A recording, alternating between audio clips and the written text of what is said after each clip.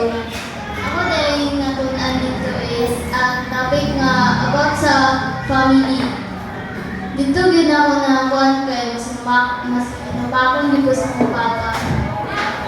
And then, nirealize na ako ngayon ato day kung ikaw ang anak. So, dapat masundanin yung sa imong mga pinikanan. So, sa mga activity dito mga kaigsunan, listagan kung natunan kay lagi daw kamang, mga panisyan kay kamang dahil yung ipanish nila. So, dito mga kaigsunan is, sa isa ka semana kay murag ikaduha o kalibang. Kailangan kay mahadlok may libang kay lagi wala yung kay tubig kami ni Christy.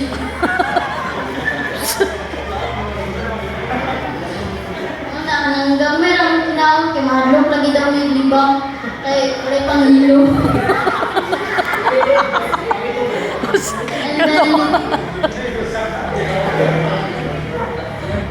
And then natutunan dito mga activity pero mga floro gagmay kay.